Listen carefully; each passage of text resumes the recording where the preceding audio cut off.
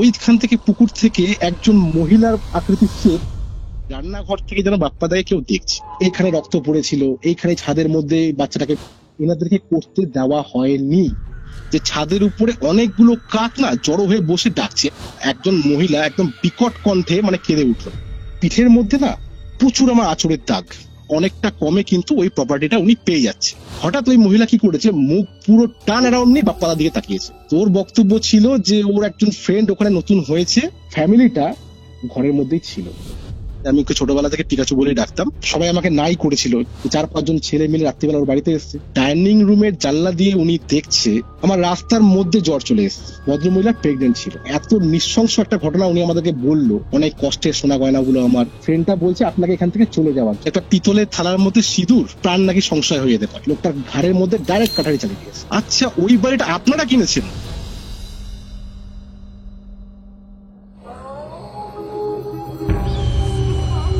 Curiofite presents Ghostly Call Recording, a horror audio documentary by Kaustav Kumar.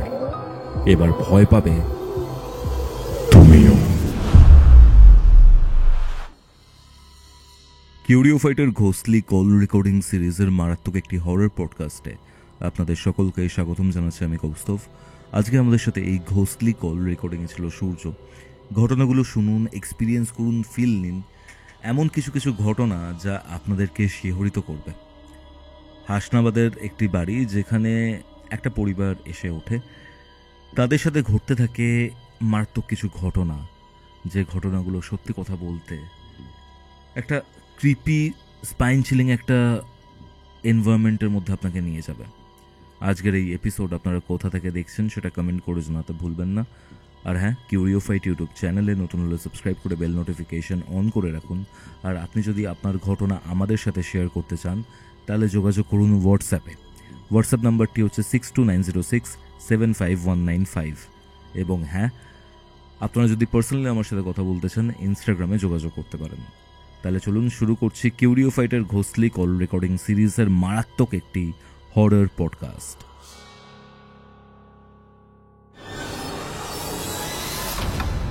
ঘড়িতে বেলা 3টে। আপনারা শুনছেন কিউরিওফাইটের ঘোস্টলি কল রেকর্ডিং। আপনাদের আজকের হরর ডোজ।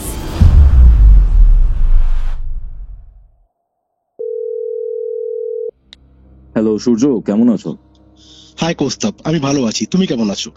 আমি তো ভালো আছি। আগের সপ্তাহে আমরা তোমার একটা ঘটনা শেয়ার করেছিলাম কিউরিওফাইটে, সেটা মোটামুটি অনেক অডিয়েন্স শুনেছেন এবং তোমার ঘটনার যে টাইপ, সেই টাইপের ঘটনা মানুষ অ্যাকসেপ্টও করেছে, খুব পছন্দও করেছে। ঠিক আছে, ওখানে উদয়পুরের একটা ঘটনা ছিল এবং উত্তরপাড়ার একটা বাড়ির ঘটনা ছিল। ঠিক আছে, একদমই।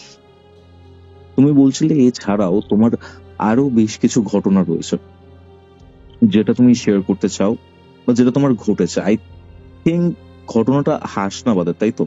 এক্স্যাক্টলি, হাসনাবাদের। কি ঘটেছিল সূর্য? হ্যাঁ, ঘটনাটা শুরু করার আগে আমি তোমাকে এবং কিউরিওফাইটের সমস্ত শ্রোতা বন্ধুদের হ্যাপি হোলি জানাচ্ছি। আশা করি তোমরা খুব ভালোভাবে হোলি কাটিয়েছো। আর এই হাসনাবাদের ঘটনাটা বলার আগে আমি একটা কথা বলতে চাইছি। এই হাসনাবাদের ঘটনাটা আমার যেটুকু শোনা বা জানা, আমার জীবনে এরকম ব্রুটাল ঘটনা বোধহয় আর কখনো ঘটেনি, আর আশা করি যেন ইন ফিউচার নাই বা ঘটে। তোমার সাথেই ঘটেছে? ডাইরেক্ট আমার সাথে ঘটেছে বলতে পারো, আমার ফ্যামিলি মেম্বারদের সাথে ঘটেছে, তারপরে আমি ওর সঙ্গে আনকন্ডিশনালি জড়িয়ে যাই। আমি ঘটনাটাতে আসছি। ঘটনাটার অ্যাকচুয়ালি সূত্রপাত হয় 2018 সালে, কিন্তু আমি শুরু করব 2013 সাল থেকে। 2013 সালের ফেব্রুয়ারি মাসের 9 তারিখে আমার দিদির বিয়ে হয় বসিরহাটে। ঠিক আছে, তো বসিরহাটে বিয়ে হওয়ার পর ওখানে জামাইবাবুর নিজস্ব প্রপার্টি ছিল, জামাইবাবুর বন্ধু। আমি জামাইবাবুকে কোনোদিনও জামাইবাবু বলে ডাকিনি, আমি বাপ্পাদা বলেই ডাকতাম। তো আমি গল্পের মাধ্যমে হয়তো বাপ্পাদাই বলবো। ঠিক আছে, তো বাপ্পাদার ভাই, আমার দিদি, বাপ্পাদার মা, আর দিদির একটা মেয়ে আছে। ঠিক আছে, মেয়েটার নাম হচ্ছে পিকাচু। কারণ ও দুদিকে ঝুটি বাঁধত, মুখটা একদম পিকাচুর মতো লাগতো বলে আমি ওকে ছোটবেলা থেকে পিকাচু বলেই ডাকতাম। তো 2013 থেকে 16 অব্দি ওরা বসিরহাটেই থাকতো। ঠিক আছে। তারপর একটা পারিবারিক অশান্তি, পারিবারিক গন্ডগোলের কারণে ওরা ওই বাড়িটা ছেড়ে দেয়। ছেড়ে দিয়ে টাকি রোড নামে একটা এরিয়া আছে, যারা হাসনাবাদের আশেপাশে রয়েছে তারা হয়তো ওই জায়গাটার নাম জানে। টাকি রোডে ওরা একটা ঘর ভাড়া নিয়ে থাকতে শুরু করে। আচ্ছা। তারপর 2017 সালে ওই প্রপার্টি যেটা ঝামেলা চলছিল ওটা বিক্রি হয়ে যায়। বাপ্পাদা একটা এককালীন টাকা পায়।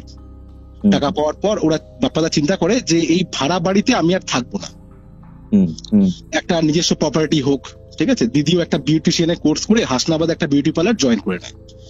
আর বাপ্পাদার মা বাপ্পাদার সাথেই চলে এসেছিল, টাকি রোডে ওরা সবাই থাকতো। হুম, তো ওরা একটা প্রপার্টির খোঁজ করছিল। তো প্রপার্টির খোঁজের জন্য সবচেয়ে আগে যেটা দরকার সেটা হচ্ছে একজন বিশ্বস্ত ব্রোকারের। ঠিক আছে। হুম, তো জায়াবু আমার মোটামুটি স্কুলে শিক্ষকতা করতো হাসনাবাদের, উনি ওখানেও কয়েকজন বন্ধু বান্ধবকে বলে রেখেছিল যেরকম যদি কোনো প্রপার্টি ভালো থাকে তো আমাকে একটু জানাস। এদিকে দিদিও খোঁজাখুঁজি করছিল। তো ভাগ্যক্রমে দিদি যে বিউটি পার্লারে কাজ শিখতেন বা কাজ করতেন, ওখানে এক ভদ্র মহিলা, ওনার হাজবেন্ড কিন্তু এই ব্রোকারি কাজগুলো করতো, প্রপার্টি কেনা বেচা এইসব কাজগুলো উনি করতো। তো দিদির সাথে ওনার আলাপ পরিচয় খুব ভালো মতোই হয়। তো দিদি নাম্বার টাম্বার নিয়ে একটা মিটিং ফিক্স করে ওই ভদ্রলোকের সঙ্গে, ব্রোকার ভদ্রলোকের সঙ্গে। তো ব্রোকার ভদ্রলোক আসার পর জায়াবু ওনাকে একটু ডিটেলসে বলে যে আমার কিরকম টাইপের জায়গা লাগবে, একটা বাজেট বলে দেয় যে এই বাজেটের কিন্তু আমি মানে এক্সিস্ট করবো না, মানে এই বাজেটটার বাইরে কিন্তু যেন না যায়। ঠিক আছে। এই বাজেটের মধ্যেই হতে হবে, 3 BHK হলে খুব ভালো হয়, আর একটু খোলামেলা পরিবেশ যেন হয়। তো বাপ্পাদাকে অনেকগুলো প্রপার্টি উনি দেখিয়েছে, তো ওনার কোনো পছন্দ খুব একটা হয়নি। ইভেন প্লটও দেখিয়েছে যে আপনি বাড়িতে করে নিতে পারেন। তো এরকম দেখাতে দেখাতে একটা প্রপার্টি কিন্তু বাপ্পাদার ভীষণ পছন্দ হয়ে যায়। প্রপার্টিটা হাসনাবাদের মধ্যেই ছিল। জায়গাটা আমি একটু বলে নিই, প্রায় 2.5 থেকে 3 কাঠার উপরে জায়গার উপরে সেই বাড়িটা ছিল। সেই বাড়িটা মানে আমি বলবো মানে এক নজরে যে কেউ দেখবে তার পছন্দ হয়ে যাবে। বাপ্পাদার কিন্তু বাড়িটা খুব পছন্দ হয়ে যায়। মানে সামনে প্রকাণ্ড উঠোন, মেন গেট থেকে এগিয়ে এসে অনেকটা বড় জায়গা, তারপরে মোটামুটি 3 BHK রয়েছে ওটাতে, প্লাস একটা এক্সট্রা স্টোর রুমও পেয়েছিল। ঠিক আছে। অনেকটা জায়গা জুড়ে এরিয়াটা ছিল। তো বাপ্পাদার ভীষণ পছন্দ হয়ে যায়, মানে চোখে লেগে যায় এক কথায় বলতে পারো। তারপরে উনি অনেকগুলো প্রপার্টি বাপ্পাদাকে দেখিয়েছেন, কিন্তু কি হয় বলতো, ধরো আমরা কখনো যদি কোনো জামা কাপড় কিনতে যাই, তো ধরো আমাদের কোনো জামা কাপড় পছন্দ হয়ে যায়, তারপর ওর থেকে অনেক অতি ভালো জামা কাপড়ও না আমাদের চোখে ভালো লাগে না, মানে ওটা একবার যখন চোখে লেগে যায়। হুম, তো বাপ্পাদার সাথে এক্স্যাক্টলি সেটাই হয়েছিল। তো বাপ্পাদা মোটামুটি ডিল ফাইনাল করে নিয়েছিল। ওই যে বাড়ির যে ল্যান্ডলর্ড ছিল উনি থাকতো ম্যাঙ্গালোরে। ঠিক আছে। তো ওনার সঙ্গে কথাবার্তা বলেছে, বলার পর বাপ্পাদা দেখলো যে যেই বাজেটটা বাপ্পাদা ফিক্সড করেছে তার থেকে অনেকটা কমে কিন্তু ওই প্রপার্টিটা উনি পেয়ে যাচ্ছে। ইভেন বাপ্পাদা ওভার দা ফোনে ওনার সঙ্গে কথা বলতে বলতে আরো 1-1.5 লাখ টাকার মতো কমিয়েও নিয়েছিল। মানে একেবারে বলতে পারো জলের দামে ফলের রস যেটাকে বলা হয়। তো খুব ভালো লাগলো বাড়িটা দেখে, কিন্তু বাড়িটাতে না একতলা বিল্ডিং ছিল। বাড়িটা আমি একটু ডেসক্রিপশন দিয়ে নিই। ওই মেন গেট যেটা ছিল উঠোনের অনেকটা দূরে, ওখান থেকে মেন গেটটা খুলে মানে খোলার পর একটা প্রকাণ্ড উঠোন ক্রস করে অনেকটা গিয়ে বাড়ির মেন গেট খুললাম। খোলার পর ডাইনিং রুমের সোজাসুজি 2টো রুম, আর ডান দিকের রুমটার অপোজিটে আবার একটা রুম। ঠিক আছে। আর ওই ডান দিকের রুমের বাঁ দিকে ছিল হচ্ছে রান্নাঘর, আর ডান দিকে ছিল বাথরুমটা। আর পাশে মানে ওই ফার্স্ট রুম যেটা ছিল ওর পাশে ছিল একটা স্টোর রুম মতো। তো দিদিরও খুব ভালো লেগে গেল প্রপার্টিটা। এবার দিদি হচ্ছে আমার জেঠুর মেয়ে, জেঠু বহুদিন হলো গত হয়েছেন। তো দিদি যদি কোনো কাজ করে, কোনো ডিসিশন নেয়, তো আমার বাবার থেকে পারমিশন না নিয়ে কিছু করে না, বাবার সঙ্গে একবার ডিসকাস করে নেয়। হুম। বাবাকেও বললো যে কাকা এরকম একটা আমার প্রপার্টি খুব পছন্দ হয়েছে, যেদিনকে ফাইনাল ডিল হবে তোমাকে আমি ডাকবো, তুমি একটু এসো। তো আমার বাবাও গেছিলেন। বাবা গিয়ে প্রপার্টিটা দেখলেন, বাবারও খুব পছন্দ হয়ে গেছিল। মানে বেসিক্যালি বলতে গেলে জায়াপুর ওই প্রপার্টিটা ভালো লাগার একটা অন্যতম কারণ হচ্ছে বাড়িটার সামনে অনেকটা জায়গা, ওখানে পিকনিক করা যাবে। উনি খুব খুশ মেজাজি লোক, বুঝতে পারছো। তো ওই প্রপার্টিটা ডিল ফাইনাল হলো, অনেক প্রোটোকল ফর্মালিটি কমপ্লিট হওয়ার পর ওই বাড়িটা ওরা কিনে নেওয়ার পর আস্তে আস্তে এখান থেকে সব মালপত্র ট্রান্সফার হওয়ার পর একটা ভালো গৃহপ্রবেশের দিন দেখে গৃহপ্রবেশ করা হলো। সামহাউ গৃহপ্রবেশের দিনকে আমি যেতে পারিনি, কারণ আমার একটু অফিসের চাপ ছিল। আমি ভিডিও কলিং এ দিদির সঙ্গে কথাবার্তা বললাম এবং প্রপার্টিটা দেখলাম, আমার খুব ভালো লেগেছিল প্রথম দেখাতে। তো যাই হোক, এরকম ভাবে ওরা মোটামুটি ওখানে বাড়িটাতে থাকতে আরম্ভ করলো। দিন 10-12 মোটামুটি কোনো রকম কোনো সমস্যা হয়নি, বেশ নির্বিঘ্নে কেটেছে। তারপর একটা ফার্স্ট যেটা সমস্যা হলো সেটা হচ্ছে যে বাপ্পাদার একটা নিয়ম ছিল যে উনি রাত্রিবেলা করে না নিউজ দেখতো, একটু রাত্রি করে নিউজ দেখতো, দেখে তারপরে ঘুমোতে যেত। দিদির ঘরে দিদি শুয়ে রয়েছে, পাশের ওই যে বাপ্পাদার মা এসেছিলেন, বাপ্পাদার মা তার সঙ্গে পিকাচু ঘুমাতো, মানে দুটো পাশাপাশি ঘর। বাপ্পাদার ঘর পুরো অন্ধকার করে টিভি দেখছে, যেটা আমি আগেও 10 দিন দেখেছিল টিভি। ওরকম ভাবে ঘরে বসে মানে ডাইনিং রুমে বসে টিভি দেখছে, আর বাপ্পাদার বারবার নজর যাচ্ছে ঠিক ডান দিকে যে রান্নাঘরের গেটটা খোলা রয়েছে ওই দিকে। রান্নাঘরের গেটটা কিন্তু একদম দেয়াল টাচ করে, মানে যে গেটটা থাকে দেয়াল টাচ করে কিন্তু রান্নাঘরের গেটটা খোলা ছিল, মানে প্রপার খোলা ছিল। বারবার বাপ্পাদার কেন মনে হচ্ছিল, একটা ইনস্টিংক্ট ফিল করছিল যে ওই রান্নাঘর থেকে যেন বাপ্পাদাকে কেউ দেখছে। তো 2-3 বার এরকম হওয়ার পর না বাপ্পাদা একটা জিনিস খেয়াল করলো, যে রান্নাঘরের যে দরজাটা এতক্ষণ ধরে দেয়ালের সঙ্গে টাচ অবস্থায় খোলা ছিল সেটা কিন্তু এখন হাফ খোলা হাফ বন্ধ হয়ে রয়েছে। আর ওই দরজার ঠিক পিছন থেকে কোনো একজন মহিলা মুখ বাড়িয়ে বারবার করে দেখছে, আর বাপ্পাদা তাকালেই যেন উনি ওই দরজার পিছনে লুকিয়ে যাচ্ছে। বাপ্পাদা কিন্তু এই ভূত প্রেত এগুলো কিন্তু অতটা কিন্তু মানতো না, এগুলো ভাবে উনি ভেবে যে কোনো চোর ফোর হয়তো ঘরের মধ্যে ঢুকে রয়েছে। তো উনি উঠে কি করেছে, রান্নাঘরে গেছে, গিয়ে গেটটাকে প্রপারলি দেয়ালের সঙ্গে সাটিয়ে নিয়ে লাইট ফাইট জ্বালিয়ে ভালো করে রান্নাঘরটা দেখে নিয়েছে যে না কিছু নেই। লাইট ফাইট সব অফ করে টিভি অফ করে দিদির সাথে সে গল্প করছে যে স্টোর রুমটাকে একটু রং ফং করে নিয়ে আমরা ওটাকে ঠাকুরের রুম করব, ঠিক আছে, আর এরকম প্রপার্টিটা অনেক কমের মধ্যে পেয়ে গেলাম, বেশ ভালোই জায়গাটা, বলো। এরকম ডিসকাস করতে করতে হঠাৎ করে দিদি বলছে, এই চুপ করো, শুনতে পারছো? তোরা শুনতে পারছে যে বাড়ির বাইরে থেকে মনে হয় কাকের প্রচুর আওয়াজ, মানে অনেকগুলো কাক যদি একসঙ্গে ডাকে যেরকম আওয়াজ হয় ওরকম কিন্তু বাড়ির বাইরে থেকে আওয়াজ পাওয়া যাচ্ছে। ওরা হাজবেন্ড ওয়াইফ বাইরে থেকে মানে ঘর থেকে বাইরে বেরিয়ে টর্চ মেরে দেখছে যে ছাদের উপরে অনেকগুলো কাক না জড়ো হয়ে বসে ডাকছে, একভাবে ডেকে যাচ্ছে। আর কাকগুলো অ্যাক্টিভিটি কি ছিল যে 3 থেকে 3.5 ফুট হাইটে কাকগুলো উঠছে আবার ছাদের মধ্যে বসে পড়ছে। আর এরম হতে হতে যে মানে আরো আশেপাশে গাছ ছিল সেখান থেকে কিন্তু কাকগুলো ডাকতে আরম্ভ করেছে। দিদি না একটু ঘাবড়ে গেছে, জায়াবু দিদিকে বললো যে এরকম দেখো অত ভয় পেয়ে লাভ নেই, হয়তো ছাদের মধ্যে কোনো কাক টাক মরে গেছে, আমি কালকে একটা ময়ের ব্যবস্থা করব, আমি কালকে ছাদে উঠে একবার দেখে নেবো কি আছে কি নেই, বলে ওরা ঘরে চলে গেছে। পরের দিন সকাল হয়েছে, ঘুম থেকে উঠেছে, জায়াবু স্কুল যাওয়ার পথে একটা টিম্বার দোকান ছিল অনেকটা দূরে, একটা বাজার আছে হাসনাবাদের, ওখানে একটা টিম্বারের দোকান রয়েছে। ওই দোকানে গিয়ে ভদ্রলোককে বলে যেরকম আমার একটা মই লাগবে, হাইটটা মেনশন করে দেয় যে একতলা বাড়ির ছাদে ওঠার জন্য, তো আপনি রেডি করে রাখবেন, আমার একটু আর্জেন্ট আছে, আমি যখন স্কুল থেকে 4টে 4:30 নাগাদ ফিরবো তখন আমি কিন্তু ওই মইটা নিয়ে যাবো আপনাদের ওখান থেকে। তো ভদ্রলোক বলে অ্যাড্রেসটা কোথায় হবে ওটা? তো জায়াবু অ্যাড্রেসটা যখন বলেছে ওই ভদ্রলোকের রিয়াকশনটা ঠিক এরকম ছিল, আচ্ছা ওই বাড়িটা আপনারা কিনেছেন, এরকম টাইপের রিয়াকশন ছিল। জায়াবুর মনে না একটুখানি ওই টাইমে খটকা লেগেছিল, বললো হ্যাঁ আমরা কিনেছি। তো ভদ্রলোক না একটু চুপ হয়ে গেল।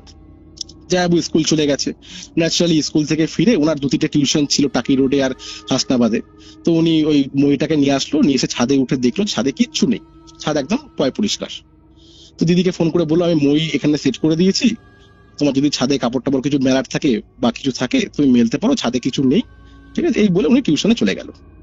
এইবার সেদিনকে সন্ধ্যেবেলাতে আরেকটা ঘটনা কি ঘটলো, পিকাচু নিয়ম ছিল যে ও সন্ধ্যেবেলাতে না ও টিভিতে কার্টুন দেখতো আর দুধ দিয়ে বিস্কুট খেত। তো ঠাম্মি রান্নাঘরে দুধ গরম করছে আর পিকাচু রয়েছে ডাইনিং রুমে টিভি দেখছে। তো ঠাম্মিকে বলছে আমার একদম না এই কার্টুন ফাটুন দেখতে ভালো লাগছে না, আমার ওই বাড়িটাতে অনেক বন্ধু বান্ধব ছিল, অনেক ফ্রেন্ডস ছিল আমার, এখানে আমার একটাও ফ্রেন্ডস নেই। তো ঠাম্মি ওকে বললো তোমার ফ্রেন্ডস দেখানো হয়ে যাবে, তুমি চিন্তা করো না, তুমি দুধটা খাও, খেয়ে কার্টুন দেখো। তখন ও ঠাম্মি খেয়াল করে দেখলো যে আর কিন্তু রিপ্লাই আসছে না। রান্নাঘর থেকে ডাইনিং রুম দেখা যায়, কিন্তু যখন ও ঠাম্মি দেখলো যে ডাইনিং রুমেও পিকাচু নেই, তো ঠাম্মি যখন ওই রান্নাঘর থেকে বেরিয়ে বাইরে এসে দেখছে উঠোনের মধ্যে পিকাচু কি করেছে, রাউন্ড অ্যান্ড রাউন্ড দৌড়াচ্ছে, আর ওর হাতটা কিন্তু সামনের দিকে। বুঝতে পারছো জিনিসটা, যে রাউন্ড অ্যান্ড রাউন্ড দৌড়াচ্ছে আর হাতটা একদম সামনের দিকে, আর খিলখিল করে খুব হাসছে, মানে খুব আনন্দ করছে, কাউকে ধরার চেষ্টা করছে। এক্স্যাক্টলি ওরকমই একটা মোটিভ লাগছিল। তো ঠাম্মি ডেকেছে, এই আয় দুধ গরম হয়ে গেছে খেয়ে যা। তো ঠাম্মিকে এসে বলছে যে আমার একটা ফ্রেন্ড এসেছিল, আমি তার সঙ্গে খেলছিলাম, খুব ভালো। তো ঠাম্মি অতটা গ্রাহ্য করেনি, যে বাচ্চা মানুষ ভুলভাল বলছে হয়তো। তো দুধ বিস্কুট খেয়ে নিয়েছে। রাত্রিবেলা ও জায়াবু এসছে, দিদি এসছে, মোটামুটি ওরা ফেরে যে টাইমে। তো ফেরার পর সেদিনকে জায়াবু আর টিভি দেখে, ঘরে গিয়ে গল্প টল্প করতে করতে ওরা শুয়ে পড়েছে, মোটামুটি ঘুমিয়েও পড়েছিল। ঘুমটা ভাঙলো একটা শব্দে, যে একজন পুরুষ মানুষ খুব বিকট ভাবে কাঁদছে, আর আওয়াজটা আসছে ঠিক বাড়ির পিছন থেকে। দিদি আর জায়াবু না ধরফর করে উঠেছে, এটা আওয়াজটা যে আসছে ওরা তো দুজনেই স্পষ্ট শুনতে পারছে। আর আওয়াজটা কেমন হচ্ছে, কখনো জোরে হচ্ছে তো কখনো আস্তে হচ্ছে। তো ওরা বুঝতে পারছে যে আওয়াজটা সারাউন্ডিং হচ্ছে, বাড়ির চারপাশে মনে হচ্ছে কোনো পুরুষ মানুষ এভাবে কাঁদছে। তো বাপ্পাদার মা ঘর থেকে বেরিয়েছে, বলছে এইভাবে কে কাঁদছে রে বাইরে।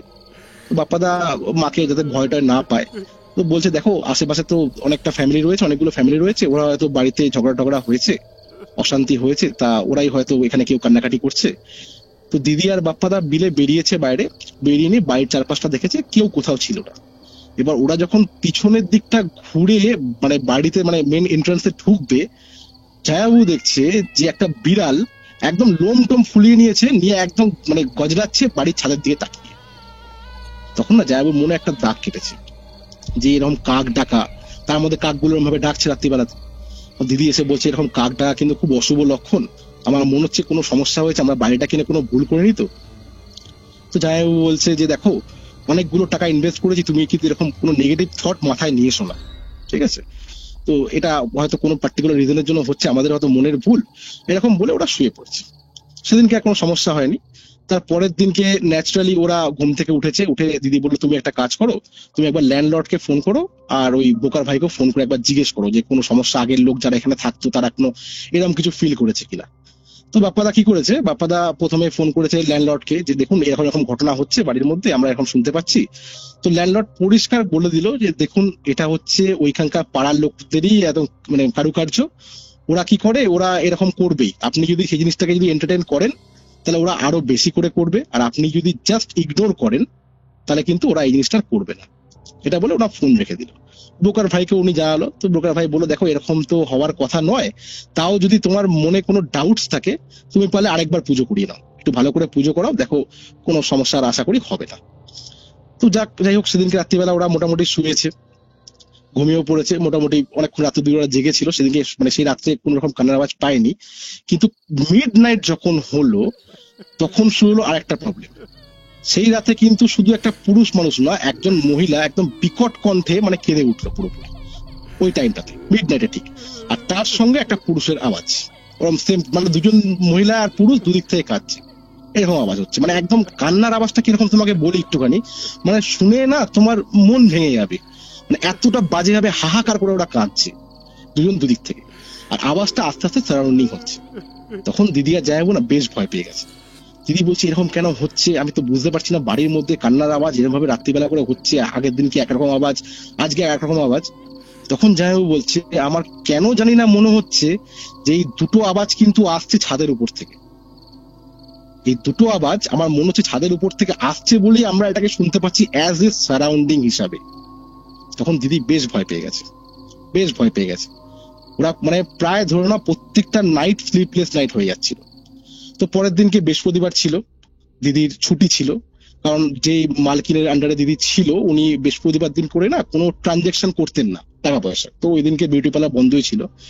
বাপ্পাদা নিজের টিউশনে চলে গেছিল, দিদি ঘরে রয়েছে, ও পিকাচুকে একটা ছড়ার বই পড়াচ্ছিল, পড়াতে পড়াতে ওর সন্ধ্যেবেলা খাবার টাইম হয়েছে, তো দিদি কি করেছে পিকাচুকে দুধ বিস্কুট দিয়েছে, দিয়ে অনেকক্ষণ হয়ে গেছে, বলছে কিরে মনা তোর হলো, অনেকবার জিজ্ঞেস করেছে কোনো সাড়া পায়নি। গেট খুলে দেখছে যে ডাইনিং রুমে কিন্তু পিকাচু নেই। দিদি একটু ভয় পেয়ে গেছে, বাইরে বেরিয়ে দেখছে উঠোনও নেই, দেখছে যে বাড়ির পিছনে যে সিঁড়িটা যেটা লাগানো ছিল, মইটা যেটা আনা হয়েছিল, ওই মইটার সামনে দাঁড়িয়ে পিকাচুর মুখটা ঠিক ছাদের দিকে, ও কারুর সঙ্গে না হাত নেড়ে কথা বলছে, কিন্তু এদিকে ছাদে কেউ নেই। দিদি এসে বলছে তুই অন্ধকারে কি করছিস, চল ঘরে চল, বলে ওকে হাত ধরে ঘরে নিয়ে যেতে গেছে। তো দিদি বলছে আমি ওই সিঁড়ির জায়গাটা ক্রস করে জাস্ট মেন ঘরের দরজার সামনে আসবো, হট করে আমার কেন জানি না মনে হলো যে আমার পাশ থেকে আমার গা ঘেঁষে কেউ একজন পাস করে গেল, আর দিদির না গা পুরো কাঁপুনি দিয়ে দিয়েছিল। ঘরে এসে সঙ্গে সঙ্গে জায়াবুকে ফোন করেছে যে তুমি তাড়াতাড়ি আসো, আমি বাড়িতে এইভাবে থাকতে পারবো না। জায়াবু প্রায় ইনকমপ্লিট ব্যাচ সেরে বাড়িতে এসছে, আসার পর জিজ্ঞেস করছে কি হয়েছে। তখন জায়াবুকে দিদি সবকিছু বলেছে, আমি এরকম এরকম দেখলাম বাড়ির মধ্যে, মানে আলো আধারিতে ওরা একটা কারোর প্রেজেন্স আর একটা ছায়া কিন্তু বাড়ির মধ্যে দেখতে পারছে। প্রথমে জায়াবু দেখেছিল, তারপরে কিন্তু দিদিও দেখলো। তখন জায়াবু বলছে তোমাকে আমার একটা কথা বলার আছে, আমি তুমি ভয় পাবে বলে বলিনি, অ্যাকচুয়ালি সেদিনকে রাত্রিবেলা আমি যখন টিভি দেখছিলাম আমার কেন জানি না মনে হচ্ছিল যে রান্নাঘরের ঠিক দরজার পিছন থেকে কেউ যেন আমাকে মুখ বাড়িয়ে দেখছে, আবার আমি দেখলে সে জানলার মানে গেটের পিছনে লুকিয়ে যাচ্ছে। সেটা কিন্তু কোনো মহিলাকে আমি দেখেছিলাম। তো দিদি বলে আমি কিন্তু কোনো মহিলাকে দেখিনি, কিন্তু আমি যেটুকু দেখেছি সেটা কোনো মহিলা হতে পারে না, ঠিক আছে? তো সেদিনকে রাত্রিবেলাটা সেরকম কোনো ঘটনা আর ঘটেনি, ওরা ঘুমিয়ে পড়েছে। পরের দিন সকালবেলা কি হলো, দিদির ফোনে জেম্মার একটা কল এসছে, আমি আমার জেঠিমাকে জেম্মাই বলি, জেম্মার একটা কল এসছে যে জেম্মা একটু অসুস্থ হয়ে গেছে, ওনার সুগার ফল করে গেছে। যে আয়াটা জেম্মার দেখাশোনা করতেন উনি ছুটিতে রয়েছে, তো দিদিকে বললো কি যে তুই দুদিনের জন্য একটু যদি এসে থাকিস খুব ভালো হয়, কারণ জেম্মা এইসব ব্যাপারে দিদিকে ওর সাথে শেয়ার করেনি, জেম্মা জানেও না যে এরকম কোনো ঘটনা বাড়ির মধ্যে হচ্ছে। তো অজ্ঞতা দিদিকে যেতেই হলো। তো সবচেয়ে বেশি দিদি যাওয়ার পর প্রবলেমে পড়লো আমাদের বাপ্পাদা। কেন? কারণ দেখো বাড়িতে ওরকম একটা সিমটমস হচ্ছে, ওরকম একটা সিচুয়েশন হয়ে রয়েছে, এই ক্ষেত্রে কি হয়, যদি কেউ সাথে থাকে একটু সাহস তাও পাওয়া যেতে পারে, কিন্তু একাকিত্ব একবার যখন ধরে নেয় না যে বাড়িতে কেউ নেই আর এরকম ঘটনা হচ্ছে, তখন কিন্তু নিজের পায়ের শব্দ শুনে নিজের ভয় লাগতে আরম্ভ করে, এটা হয়।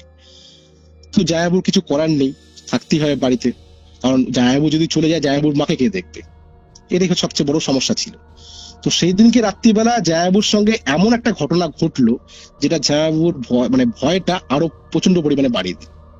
সেদিনকে বাপ্পাদা কি করেছে, যে এরকম ডাইনিং এ টিভি চালিয়ে লাইট ফাইট জ্বালিয়ে নিয়ে বসে টিভি দেখছে, মানে সব ঘরের লাইট, মানে নিজের বেডরুমের লাইট, ডাইনিং রুমের লাইট, টিভি চলছে, ঠিক আছে, এরকম ভাবে টিভি দেখছে, ঘুম আসছে না, কারণ একা শুতে হবে গিয়ে। টিভি দেখতে দেখতে মোটামুটি 1টা-1:30 বাজে, ঘুম পাচ্ছিল, টিভি অফ করে নিয়ে জায়াবু গিয়ে ঘরে শুয়ে পড়েছে। শুয়ে পড়ার পর কি হয়েছে, মোটামুটি ঘুমিয়েও পড়েছিল, মাঝরাতে বাথরুমে গেছে। বাথরুম থেকে যখন ঘরে আসছে, ডাইনিং রুমের জানলা দিয়ে উনি দেখছে যে একজন মহিলা রাউন্ড অ্যান্ড রাউন্ড দৌড়াচ্ছে সে উঠোনের মধ্যে, আর তার সঙ্গে একটা বাচ্চার খিলখিলানো হাসির শব্দ, মানে খুবই ক্রিপি একটা হাসির শব্দ। আর ওই মহিলার দৌড়ানোর মধ্যে কিন্তু একটা বিশেষত দিক রয়েছে, যে ধরো যে তোমার পিঠে যদি কেউ ভারী ব্যাগ দিয়ে দেওয়া হয়, তুমি যেরকম ভাবে ঠুকরে দৌড়াবে না, মানে প্রপার তুমি মানে স্মুথলি দৌড়াতে পারবে না, মহিলাটা কিন্তু ওইভাবে দৌড়াচ্ছে। আর চারিদিক রাউন্ড বলতো, মানে রাউন্ড অ্যান্ড রাউন্ড বলতে উঠোনের চারিদিক থেকে রাউন্ড, মানে গোল করে যেমন ঘোরে না, যেভাবে পিকাচু দৌড়াচ্ছিল, একদম রাউন্ড অ্যান্ড রাউন্ড ঘুরছে ওইভাবে, মানে দৌড়াচ্ছে। আর প্রপারলি কিন্তু দৌড়াচ্ছে না, মানে একটু দাঁড়িয়ে দৌড়াচ্ছে, বুঝতে পারছো? এরকম হতে হতে ওই মহিলা কি করেছে, ঠিক উঠোনের মিডিলে বসে পড়েছে, আর ওনার মুখ কিন্তু ওই মানে বাইরের যে মেন গেট, ওই মেন গেটের দিকে। বাপ্পাদারা কিন্তু এই জানলা দিয়ে দেখছে তখনও, যে কি দেখছি আমি, এটা উনি তো বিশ্বাস করতে পারছি না। হঠাৎ ওই মহিলা কি করেছে, মুখ পুরো টার্ন অ্যারাউন্ড নিয়ে বাপ্পাদার দিকে তাকিয়েছে। যখন এরকম ভাবে তাকিয়েছে, বাপ্পাদা প্রচন্ড ভয় পেয়ে গেছে, মানে প্রচন্ড ভয় পেয়ে গেছে। ওই টাইমে দৌড়ে গেছে মায়ের ঘরে, মাকে গিয়ে ওখান থেকে ঘুম থেকে তুলেছে, মাকে গিয়ে সমস্ত ঘটনা বলেছে। আর উনি বলছে আমি আর থাকতে পারবো না এই বাড়িতে নিশ্চয়ই কোনো সমস্যা আছে, মানে একদম মানে নিজেকে শান্ত করতে পারছে না।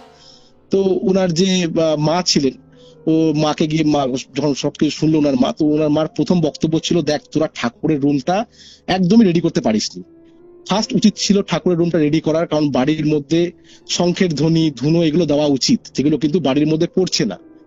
আমি বারবার করে বলেছি মামকে, মানে আমার দিদির ডাক নাম ছিল মামকে, যে অ্যাটলিস্ট তুই না যেতে পারলে আমাকে বল, আমি ব্যবস্থা করছি, কিন্তু ঠাকুরের রুমটাও তুই রেডি কর। এই যদি বাড়ির মধ্যে কি ঘুরছে আমরা তো বুঝতে পারছি না, তুই একটা কাজ কর, কোনো তান্ত্রিক ফান্ত্রিক দেখে বাড়িটাকে ঝাড়া, ওরা এখন বাড়িতে নেই, তুই ঝাড়া বাড়িতে। জায়াবু ফার্স্ট কি করেছে, ওই রাত্রির 2:30টার সময় দিদিকে ফোন করেছে, দিদি কিন্তু ফোন তোলেনি। পরের দিন সকালবেলা দিদি জায়াবুকে কল করে জায়াবুর মুখ থেকে সমস্ত কিছু শুনেছে, শুনে ওই ঘটনাটাই আমাদের বাড়িতে এসে আমার বাবা মাকে বলছিল, জানো কাকা এরকম বাড়িটার মধ্যে হচ্ছে। আর ওই টাইমে আমি অফিস যাওয়ার জন্য রেডি হচ্ছি, আমি অল্প বিস্তর শুনলাম যে বাড়িটার মধ্যে কোনো একটা ঘটনা ঘটছে, পুরোটা শুনতে পারিনি। আমি অফিস চলে গেছি, অফিস থেকে ডাইরেক্ট এসে জেম্মার ঘরে গেছি। জেম্মার ঘরে গিয়ে কিছুক্ষণ আগে পিকাজুর সঙ্গে একটু খেলাধুলা করলাম, তো আমি ওকে জিজ্ঞেস করলাম যে তোমার মন খারাপ কেন। তো ওর বক্তব্য ছিল যে ওর একজন ফ্রেন্ড ওখানে নতুন হয়েছে, ঠিক আছে, ওর সঙ্গে ও খেলতো, এখানে এসে ও বোর হচ্ছে। তারপর আমি ইগনোর করে দিদির কাছে গেলাম, দিদির কাছে গিয়ে আমি জিজ্ঞেস করলাম যে কি হয়েছে, ঘটনাটা বলতো। তো আমাকে পুরো ঘটনাটা খুলে বললো, ইভেন কালকে রাত্রে যেটা জায়াবুর সাথে ঘটেছে সেই ঘটনাটা আমাকে বললো, যে এই ঘটনাগুলো কিন্তু ওই বাড়ির মধ্যে হচ্ছে। আর এখন জেম্মার অবস্থা একটু খারাপই আছে, ও যেতেও পারছে না। তখন আমি দিদিকে একটা প্রস্তাব রাখলাম দিদির কাছে, বললাম দেখ একটা কাজ কর, আমার তো ক্যাজুয়াল লিভ অনেক জমে রয়েছে, আমি একটা কাজ করছি, যতদিন তুই এখানে রয়েছিস আমি সে কটা দিন গিয়ে তোর বাড়িতে গিয়ে থাকছি। তোর বাড়ি আমার সেভাবে দেখাও হয়নি, আমার খুব ইচ্ছা ছিল যে অ্যাটলিস্ট তোর বাড়িটা আমি নিজের চোখে দেখবো।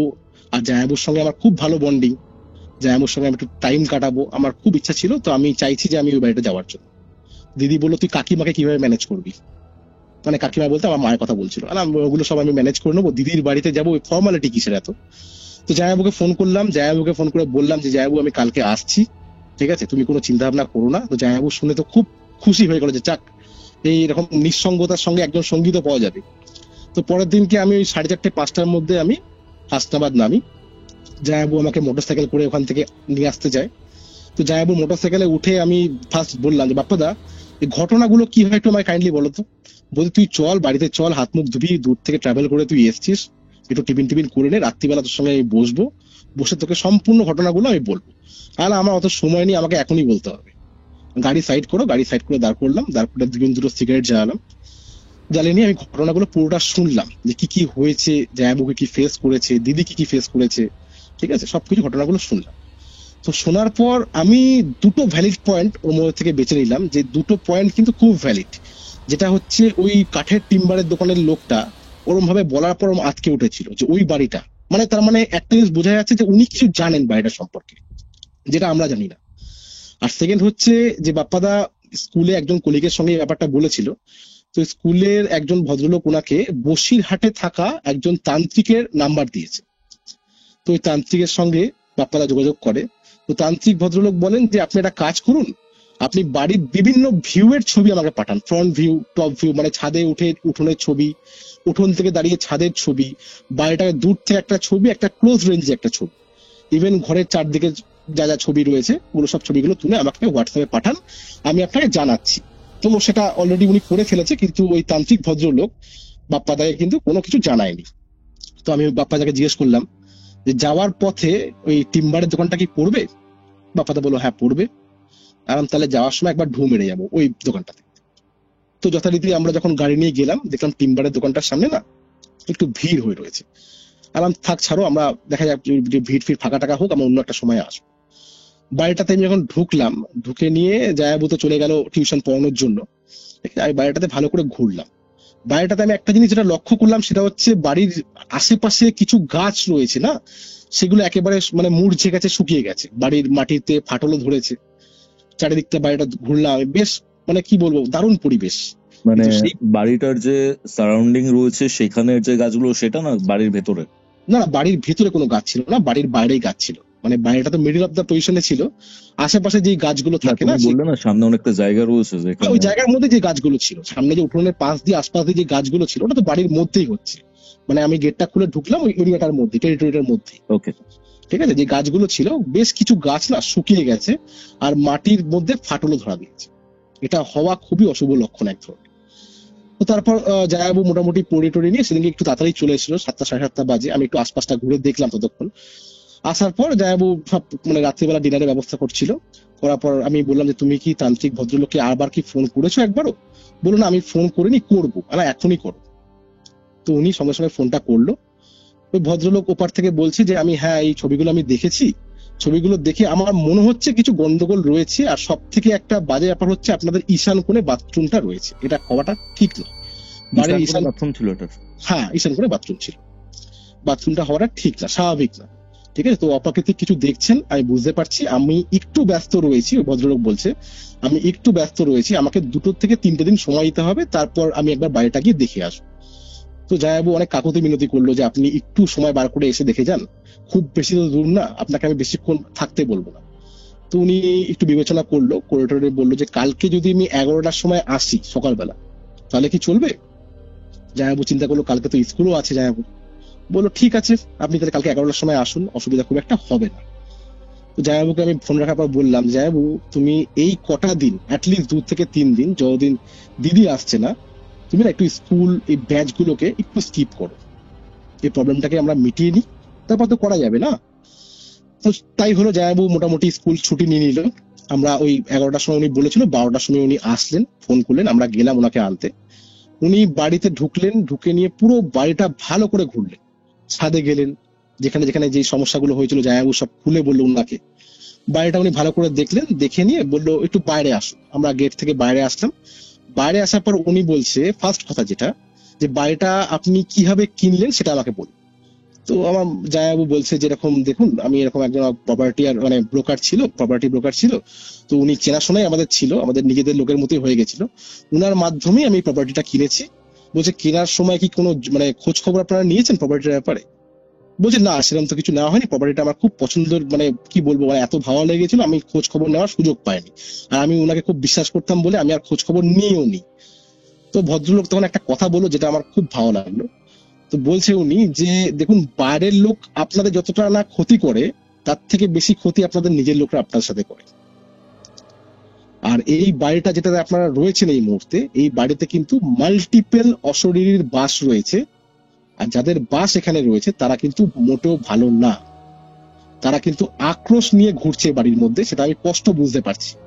ঠিক আছে, ওদের ইন্টেনশন কি আছে সেটা আমি বুঝতে পারছি।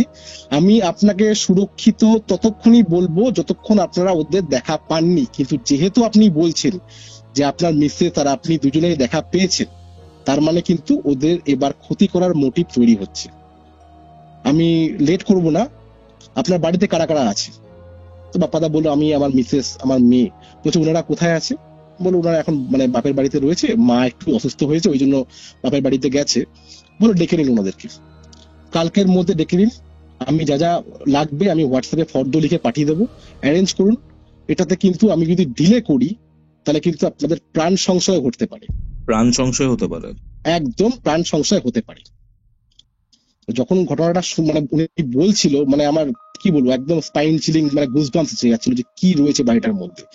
তারপর যাওয়ার আগে উনি একটা কথা বললেন যে আপনি না যদি আশেপাশে কোনো জায়গায় কোনো পরিচিত থেকে থাকে দোকানপাট, সেখানে গিয়ে একবার খোঁজ নিন, খোঁজ নিয়ে একবার দেখুন তো এই বাড়িটার কোনো ব্যাক হিস্ট্রি আছে কিনা, মানে থাকতে বাধ্য। উনি বলছে যে এই বাড়িটা ব্যাক হিস্ট্রি থাকতে বাধ্য। এই বলে উনি চলে গেল। আমি আবার যাবো, তখন চিন্তা ভাবনা করলাম যে একবার ওই টিম্বারের দোকানের যে লোকটার সাথে না একবার যোগাযোগ করা খুব দরকার, খুব দরকার। তো আমরা গেলাম, গিয়ে নিয়ে প্রথমে ওই টিম্বারের দোকানের লোকটা যেটা ছিল ওনার সাথে গিয়ে আমরা যোগাযোগ করলাম। যোগাযোগ করার পর উনি আমাদের বললো যে দেখুন, আপনাকে আমি এখন কিছু বলবো না, আপনি 9:30টার সময়, আজকে না কালকে রাত্রি 9:30টার সময় আসুন, কালকে আমি একটু ফ্রি রয়েছি, আপনার সঙ্গে কালকে রাত্রি 9:30টার সময় কথা হবে। যা কথা বলার আপনি আসবেন দোকানে, আমাদের অফিসে বসবেন, আমি যা বলার বলবো। তো ওরকম ভাবে ওখান থেকে আমরা চলে আসলাম। রাত্রির হয়েছে, রাত্রি হওয়ার পর আমি আর আমার জায়াবু ঘরের মধ্যে বসে রয়েছি। মোটামুটি তুমি ধরো 1:30-2 বাজে আমরা গল্প করেই কাটাচ্ছিলাম। হঠাৎ মোটামুটি একটু চোখ লেগেছে, আমরা ঘুমানোর চেষ্টা করছি, হঠাৎ শুনতে পারছি যেরকম কান্নার আওয়াজ। আর কান্নার আওয়াজটা স্পষ্ট বোঝা যাচ্ছে ছাদের ওখান থেকে আসছে, যে পুরুষ মহিলা যেমন ওরা বলেছিল ঘটনাটা, ওরকম একটা কান্নার আওয়াজ। আর এইবার একটু নতুনত্ব কি হলো, এবার মনে হচ্ছে যে যে মহিলা যে কাজ ছিল ও যেন মনে হলো যে সিঁড়ি দিয়ে নামলো, মানে বাইরে যে মহিলা ছিল মহিলা দিয়ে নামলো, নেমে ঠিক আমাদের ঘরের যে জানলাটা রয়েছে ওই জানলার বাইরে দাঁড়িয়ে কাঁদছে। আর ওই পুরুষ মানুষের কান্নাটা আশপাশ থেকে ভেসে আসছে। মানে কিরকম মুহূর্ত তুমি ভাবো, যে চারিদিক পুরো একদম ঠান্ডা শান্ত, আর ওরকম বিকট কণ্ঠে ওরা কাঁদছে, মানে মন ভাঙা কান্না যাকে বলা হয়। মানে এরকম মনে হচ্ছে যে জানলা খুললেই আমরা বিভৎস কিছু দেখবো, যেটা আমরা কিন্তু দেখার জন্য মানে মেন্টালি প্রিপেয়ার নই। আচ্ছা, ঠিক আছে। তো আমি বললাম জায়াবুকে তুমি একটা কাজ করো, তুমি হনুমান চল্লিশা পড়ো। বলো না কিছু করার দরকার নেই, এটা আমাদের শুনতে শুনতে অভ্যাস হয়ে গেছে, হ্যাঁ, আর কিছুক্ষণ পর এটা থেমেও যাবে। ঠিক আছে। তো দেখলাম সত্যি কিছুক্ষণ পর থেমে গেল, আমরা সে রাতে আর ঘুমাতে পারি, সে রাতে আমরা আর ঘুমাতে পারি। আমি খালি ভাবছিলাম যে কতক্ষণে কালকে 9:30 বাজবে, ঠিক আছে, আমরা গিয়ে ওনার সঙ্গে যোগাযোগ করবো। এইবার কি হলো, আমরা যখন পরের দিন সকালবেলা হলো, ওই যে তন্ত্রসাধক আছে ওনাকে ফোন করলাম, ফোন করে বললাম যে এরকম আমরা খোঁজ খবর পেয়েছি যে একজন ইনফরমেশন এই বাড়িটা সম্পর্কে জানে, আজকে 9:30টার সময় উনি ডেকেছে, তো আপনিও তো যোগ্য করার কথা আজকে বলেছেন, তো দিদিকেও তো আমরা ডেকে নিয়েছি, মোটামুটি আসার জন্য বলে দিয়েছি আমরা। তো বলছে তাহলে একটা কাজ করুন, আজকে করার দরকার নেই, আপনি দিদি সবাইকে ডেকে নিন, আমরা কালকে করব। ঠিক আছে, কালকে আমরা এই কাজটা করব, আপনি প্রথমে জিনিসগুলো ভালো করে জেনে নিন। তো আমরা তাই করলাম, দিদিকে সকালবেলা ফোন করে ডাকা হলো যে তুই চলে আয়, এরকম যোগ্য একটা ব্যাপার হয়েছে, আজকে যদি তুই আসতে না পারিস তুই কালকে সকালে আয়, কিন্তু আয় আবার একটা দিন থেকে চলে যাস। দিদি বললো না, জেম্মার একটু অবস্থা আগের থেকে একটু ভালো হয়েছে, বেটার হয়েছে, তো ও চলে আসলে কোনো খুব একটা অসুবিধা হবে না। তো যাই বললো যে আজকে আসার দরকার নেই, তুমি কালকেই এসো, আজকে তুমি থেকে যাও, কারণ আমরা ঘটনাটা পুরোটা এখন অব্দি জানিনি। ঠিক আছে, আমরা জেনে নিই পুরোপুরি কি আছে কি নেই। তো 9:30 বাজে, মোটামুটি 9টার মধ্যে আমরা ডিনার করে নিয়েছি, 9:30টার মধ্যে আমরা ওই দোকানে চলে গেছিলাম। তো ওই দোকানে যাওয়ার পর ভদ্রলোক আমাদেরকে অফিসে ডাকলো, চায়ের অফার করলো, আমরা বললাম না আমরা অলরেডি ডিনার করেই এসেছি। ঠিক আছে।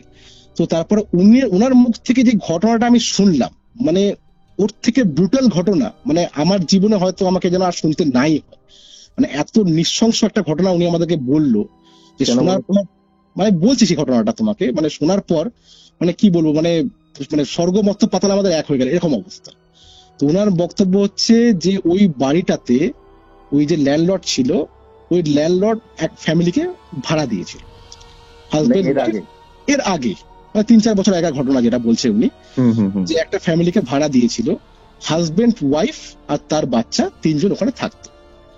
তো ওই যে মানে ভদ্রলোক ছিল, ওই ভদ্রলোক মানি মার্কেটিং লাইনে ছিলেন, মানে পলিসি টলিসি করাতো উনি, ঠিক আছে। তো এরকম প্রচুর লোকের টাকা পয়সা নিয়ে উনি 9-6 করেছে, আজ দেবো কাল দেবো এরকম করেছে। করতে করতে কি হয়েছে, মধ্যমপুর নামে একটা জায়গা আছে, ওইখানে একটা ইয়ং ছেলে ইনার পাল্লায় পড়ে গেছে। ওই ছেলেটাকে বলেছিল যে তুমি এককালীন আমাকে একটা টাকা দাও, তুমি সামনের বছর থেকেই মানি ব্যাক পেতে আরম্ভ করবে। আদেও কিন্তু এটা একটা ফ্রডেন্ট অ্যাক্টিভিটি ছিল, এরকম কোনো পলিসি ছিল না। আচ্ছা, তো ওই ছেলেটা চিন্তা ভাবনা করলো যে এরকম নতুন বিয়ে ফিয়ে করেছি, তো বউয়ের গয়না বন্ধ করে রেখে ওই ছেলেটা ওকে এককালীন টাকা দিয়েছিল। তারপর 1 বছর কেটে যায়, ছেলেটার ফোন করলে ওই লোকটা ঠিকমতো রেসপন্ড করে না, টাকা পয়সা ঢুকছে না। ছেলেটা বারবার করে ফোন করে, কখনো ফোন তুলে বলে বিজি আছি, কখনো বলে না এখন আমি কথা বলতে পারবো না, এরকম করতে আরম্ভ করে। তো দিন যায়, তো ছেলেটাকে না বাড়ি থেকে প্রচুর প্রেশার বিল্ড আপ করতে আরম্ভ করে। ওনার ওয়াইফ বলে তুমি পুরোপুরি কোনো চক্রে পড়ে গেছো, আমি বুঝতে পেরেছি, সোনা গয়নাগুলো একদম শেষ হয়ে যাবে, আমি আর পাবো না, অনেক কষ্টের সোনা গয়নাগুলো আমার। ছেলেটার বাবা ছেলেটাকে বলতে আরম্ভ করে যে তুই কোনো ফ্রড লোকের চক্করে পড়ে গেছিস, ওই টাকা তুই কোনোদিনও উদ্ধার করতে পারবি না, তুই আমার মানে মানে কথা লিখে নে, ও তোকে নাকে দড়ি দিয়ে ঘোরাবে, দড়ি দিয়ে ঘুরিয়ে তুই কোনো টাকা পাবি না, তুই পুরো টাকাটা জলে দিয়েছিস। তো ছেলেটা অনেক কাকুতি মিনতি করে যে দাদা দেখুন আমার অনেক কষ্টের পয়সা, আমি আমার বইয়ের গয়না বন্ধক দিয়ে আমি টাকাটা আপনাকে দিয়েছি, আমার কোনো পলিসি লাগবে না, আপনার কোনো ইন্টারেস্ট লাগবে না, আপনি ওটা ক্যান্সেল করুন আর টাকাটা আমাকে রিটার্ন করে দিন। লোকটা বলে যে না এখন সেটা আর পসিবল না, 1 বছর হয়ে গেছে, তুমি টাকা পাবে, একটু সময় লাগছে, টাকা পাবে। তো এই দেখে যখন দেখছি যে টাকা পাওয়া যাচ্ছে না, তো যে ছেলেটা ওই পলিসিটা করেছিল ওর ওয়াইফ একবার এই ভদ্রলোককে ফোন করে পুলিশে দেওয়ার হুমকি দেয় যে আমরা কিন্তু পুলিশের কাছে যাবো আপনার ব্যাপারটা নিয়ে।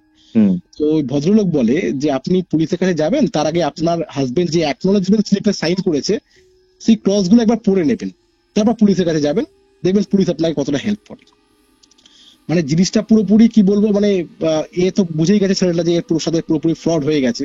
আর তার মধ্যে বাড়িতে ছেলেটা খাচ্ছিল প্রচন্ড পরিমাণে টানা, একবার বউ বলছে খেতে বসার টাইমে, একবার বাবা বলছে যে তোর টাকাটা পুরো জলে গেল, তোর বুদ্ধি নেই, তোকে কে বলেছে সব পলিসি করতে, ওগুলো কোনোদিনও হয়? তো ছেলেটা অ্যাকনলেজমেন্ট যে পেপার ছিল ওখানে সেরকম কিছু একটা কারসাজি না, ওখানে ওরকম কোনো ক্লজই ছিল না। দেখো অ্যাকচুয়ালি এই ইন্স্যুরেন্স বা এই পলিসি গুলোতে এত ছোট ছোট ওয়ার্ডে এত কিছু ক্লজ লেখা থাকে যেটা সাধারণ মানুষের পক্ষে না মানে ধরাটা খুবই চাপের ব্যাপার, মানে অত পড়ার কারোর সময় হয় না। অ্যাকচুয়ালি আমরা এজেন্টের উপর ভরসা করে সেগুলো করা হয়। তো ছেলেটা সেভাবে করেছিল যে তার ফ্যামিলি একটা সাপোর্ট পাবে প্রত্যেক বছর যদি এরকম একটা মানি ব্যাক আসে, তারপর একটা লামসাম অ্যামাউন্টের সাম অ্যাসিওরও রয়েছিল ওর সাথে, মানে একটা বেশ লুক্রেটিভ প্ল্যান ছিল, পুরোপুরি লোভনীয় প্ল্যান ছিল, বুঝতে পারছো? তো ওই বসে ছেলেটা করে ফেলেছে এই ঘটনাটা। ছেলেটা না এবারে ওর জীবনটা পুরোপুরি দুর্বিষহ হয়ে গেছিল, মানে বাড়িতেও থাকতে পারছে না, কাজও করতে পারছে না, মানে ওই টাকাটার কথা চিন্তা ভাবনা করছে যে এরকম টাকাটা দিয়ে আমি পুরোপুরি ফেসে গেলাম। তো ছেলেটা কি করেছে, ও বন্ধু বান্ধবের সাথে মদের আসরে এই ঘটনাটা একবার বলেছে যে এরকম আমার সাথে এই ঘটনাটা হয়েছে। ওইগুলো শুনে কি হয়, বন্ধু বান্ধব হয় না, মদ খাওয়ার পর 2-3 প্যাক খাওয়ার পরে ভাইচারা বেশি বাড়াবাড়ি হয়ে যায় আমাদের মধ্যে, যেরকম হয় অ্যাকচুয়ালি। তো ওরকমই হয়ে গেছে, হওয়ার পর ওই বন্ধুগুলো ট্রিগার্ড হয়ে গেছে পুরোপুরি, যে আজকেই যাবো ওর বাড়িতে, যা হবার হবে।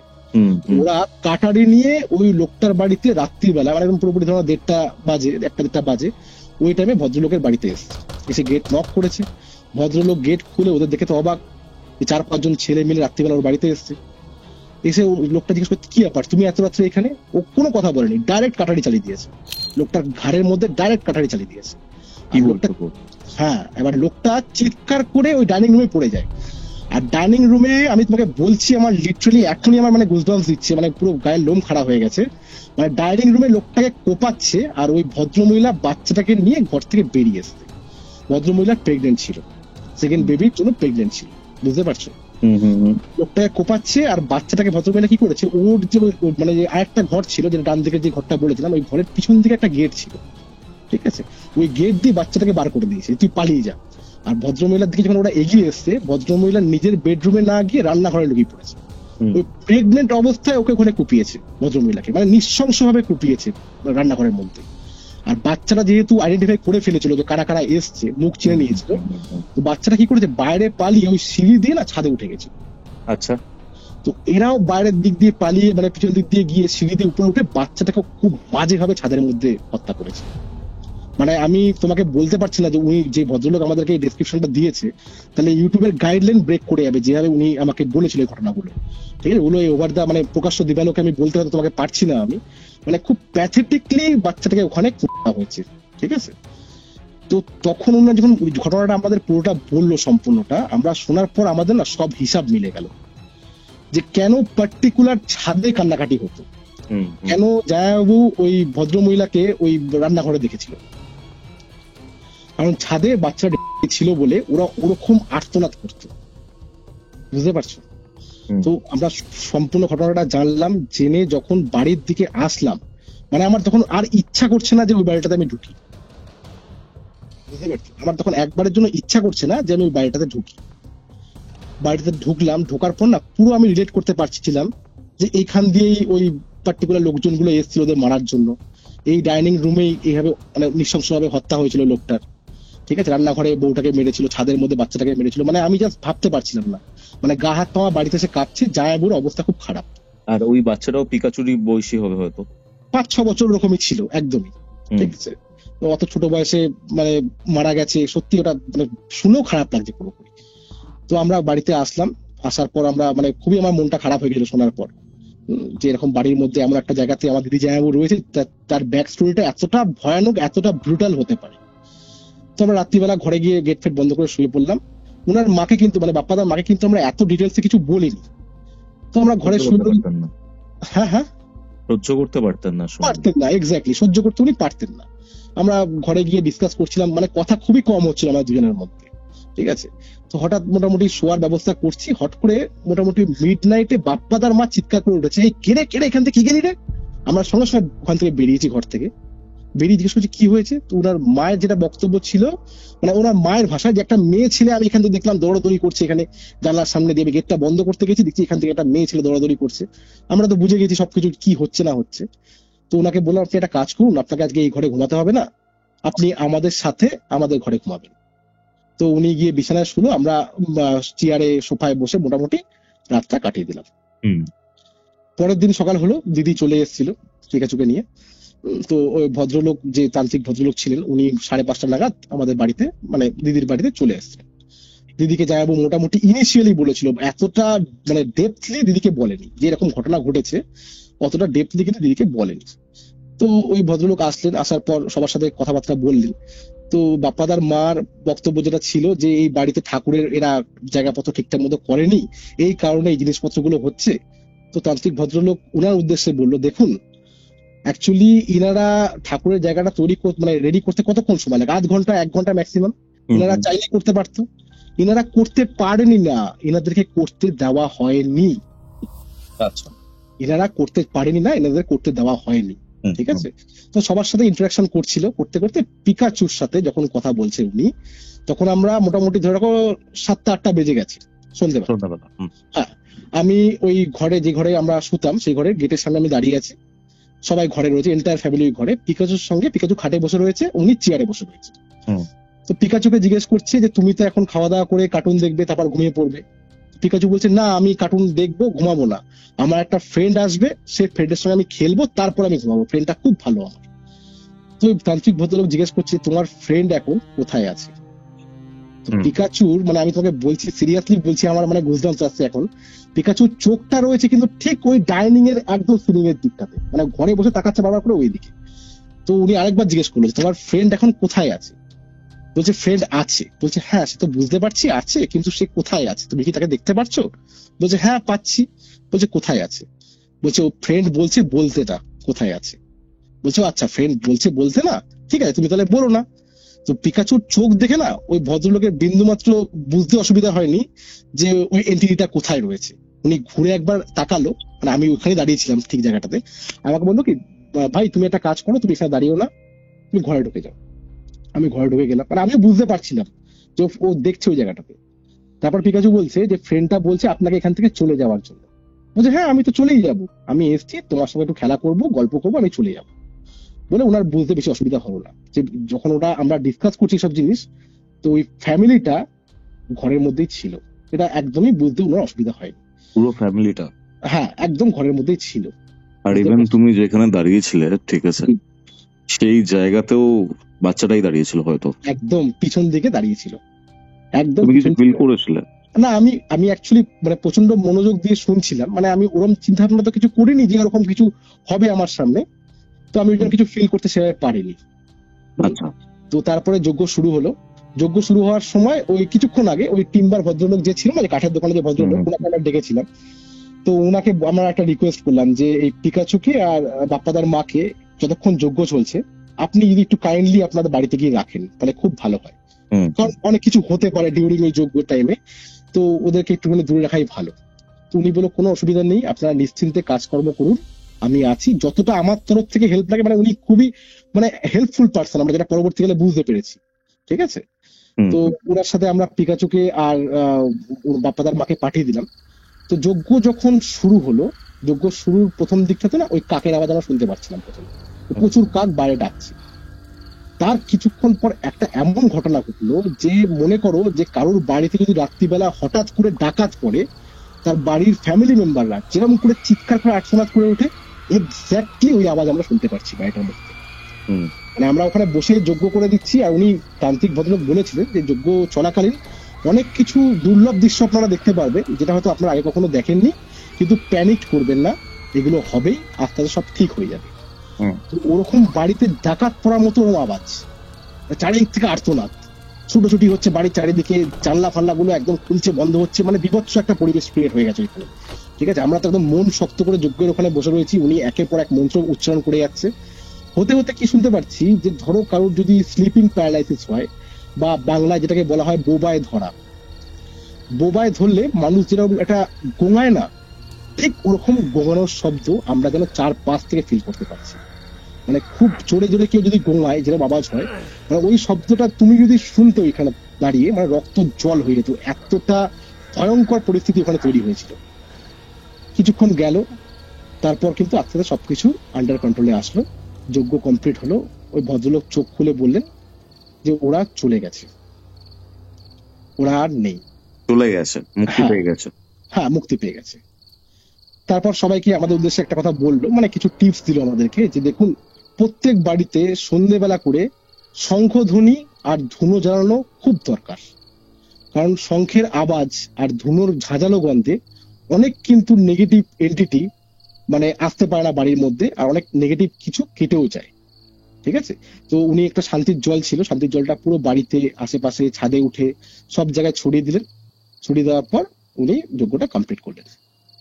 তারপর আস্তে আস্তে সবকিছু ন্যাচারাল হয়ে গেছিল, সবকিছু ঠিকঠাক হয়ে গেছিল।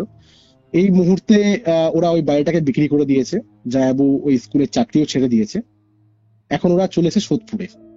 সোদপুরে এইচবি টাউন নামে একটা জায়গা আছে, আমি জায়গাটার নামটাও বললাম, যারা যারা সোদপুরের বাসিন্দা তারা এই জায়গাটা চিনে থাকবে। এটা অনেক বড় জায়গা এইচবি টাউন, তো ওখানে একটা গ্রসারি শপ অনেক বড় খুলেছে ওখানে বাপ্পাদা, তো ওখানে ওরা আপাতত রয়েছে, আর আগের থেকে ওরা অনেকটা ভালো রয়েছে।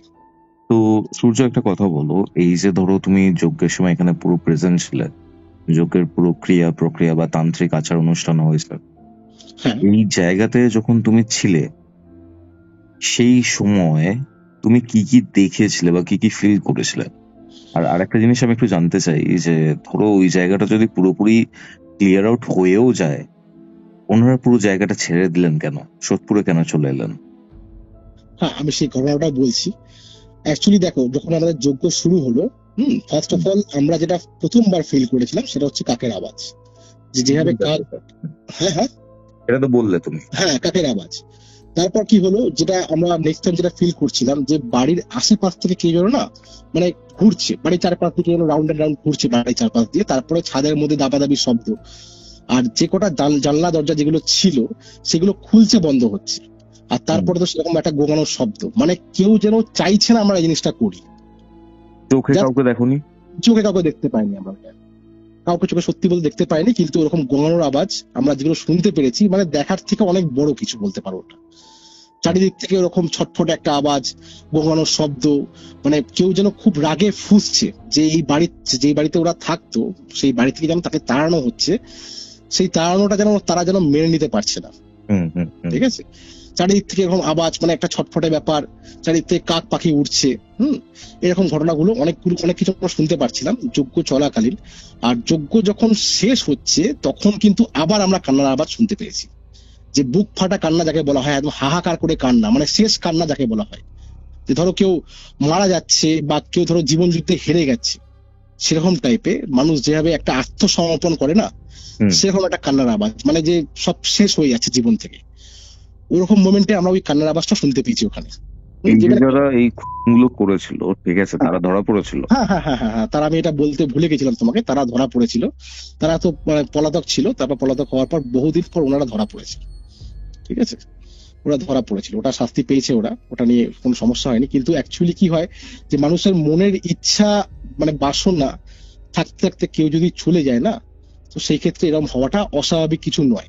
তার মধ্যে ভদ্র মহিলা ছিল প্রেগনেন্ট, ওই প্রেগনেন্ট অবস্থাতেই ওনার সঙ্গে এই ঘটনাগুলো ঘটেছে, বুঝতে পারছো? তো আর এবারে তুমি যে প্রশ্নটা আমাকে আরেকটা করলে, যে ওরা এইচবি টাউন কেন চলে আসছিল সোদপুর থেকে ছেড়ে, তো ওরা অ্যাকচুয়ালি না ওই বাড়িটাতে, মানে সব ঘটনা, হ্যাঁ টাকি থেকে ছেড়ে যে সোদপুরে চলে এসেছিল, টাকিরা হাসনাবাদ থেকে ছেড়ে যে সোদপুরে চলে এসেছিল, তার কারণটা হচ্ছে এটাই, যে ওরা ওই বাড়িটাতে না সবকিছু জানার পর আর থাকতে পারছিল না। সত্যি বলতে, মানে দিদির বারবার করে মনে হচ্ছিল যে এইখানেই মার্ডার হয়েছিল, এইখানে রক্ত পড়েছিল, এইখানে ছাদের মধ্যে বাচ্চাটাকে মেরেছিল এইভাবে, ওর নিজেরও একটা শিশু সন্তান রয়েছে, তো ওই জিনিসগুলো না মেনে নিতে পারছিল না। তো আলটিমেট জায়াবুর যে ড্রিম হাউস যেটা ছিল, সেটা জায়াবুকে তখন ছাড়তেই হলো। এই বাড়িটা মানে খালি চোখে দেখে যতটা না মানে ভালো লাগছিল, যখন ওই বাড়িটাতে যারা যারা ছিল, আমরা যে ওই বাড়িটাতে ছিলাম, আমরা যে কি কি ফেস করেছি, বা দিদি জায়াবু যে কি কি ফেস করেছে, ওদের যে কোনো ক্ষতি হয়নি, এটাই সব থেকে বড় একটা ব্যাপার, যে ওদের কোনো ক্ষতি হয়নি ডিউরিং ওইসব ঘটনা চলাকালীন, যে কোনো ক্ষতি হয়নি, এটাই সবচেয়ে একটা বড় ব্যাপার। ইভেন ওখানে থাকলেও খুব একটা ভালো ব্যাপার হতো না। কেন হতো না? কারণ নর্থ ইস্টের রয়েছে হচ্ছে তোমার বাথরুম, ঠিক আছে, এই জিনিসটা কখনোই খুব একটা শুভ ফলদায়ক হয় না।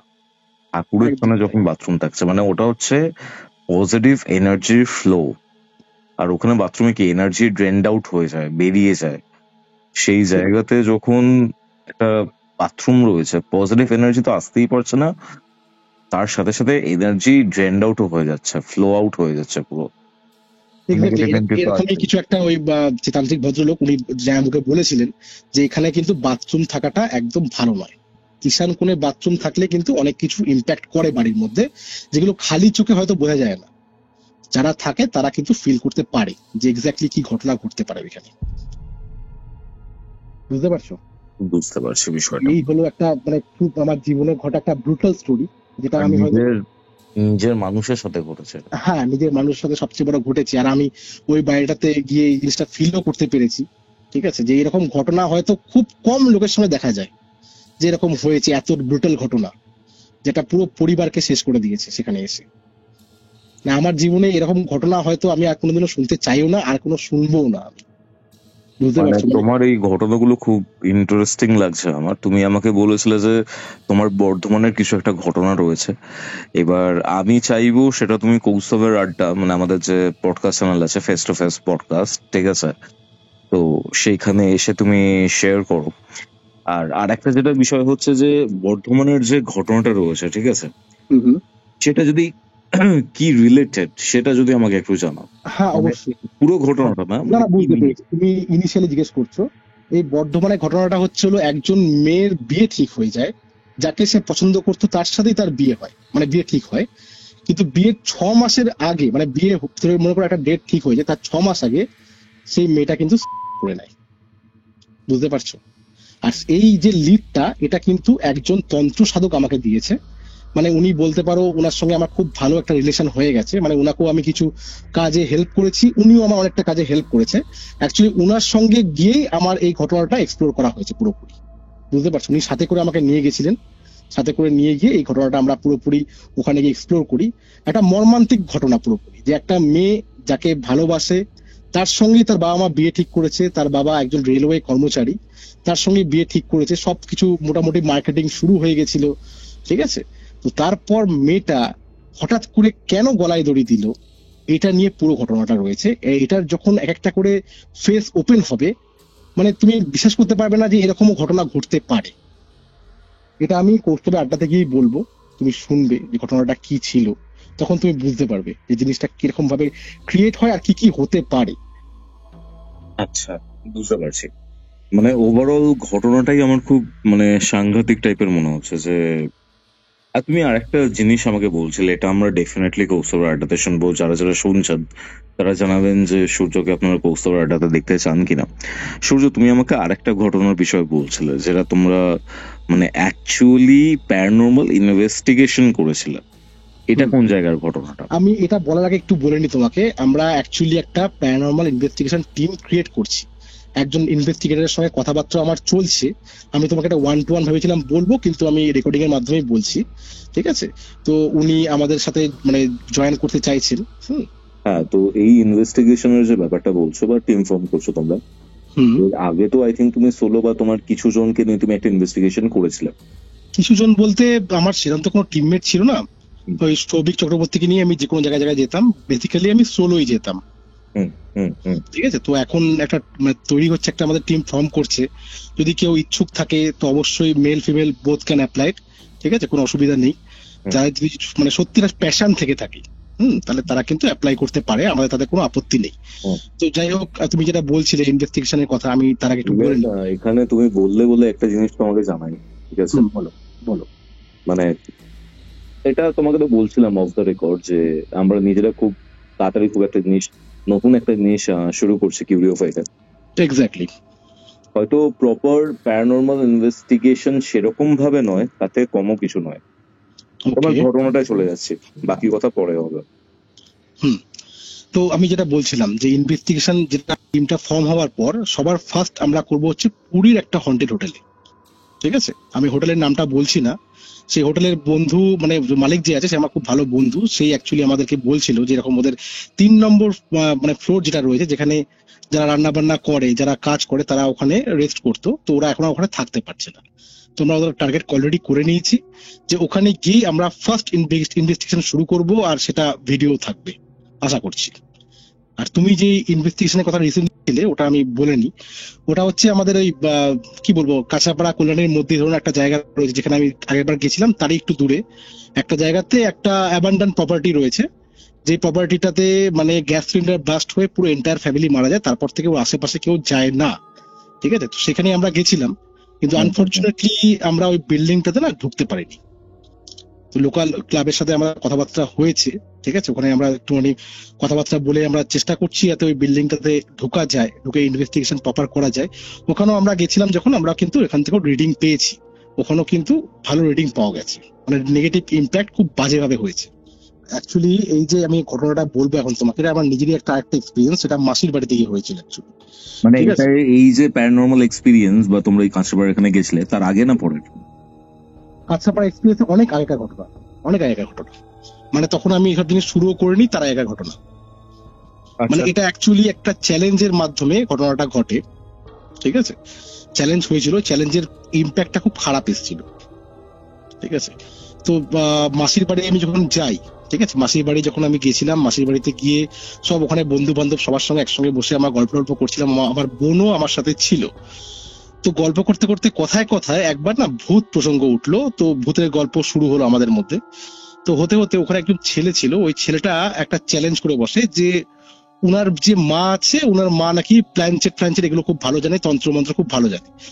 আর ছেলেটা একটা কথা বললো যে অমাবস্যার রাত্রিবেলাতে যে যদি কোনো ছেলে, আনম্যারিড ছেলে, সে যদি ছাদে সিঁদুর বা তেল এগুলো রেখে পিছনে না ঘুরে, মানে পিছনে ঘুরে তাকায় একবার, তাহলে কিন্তু তার লাইফে অনেক বাজে ইম্প্যাক্ট হয়, ইভেন তার প্রাণ নাকি সংশয় হয়ে যেতে পারে।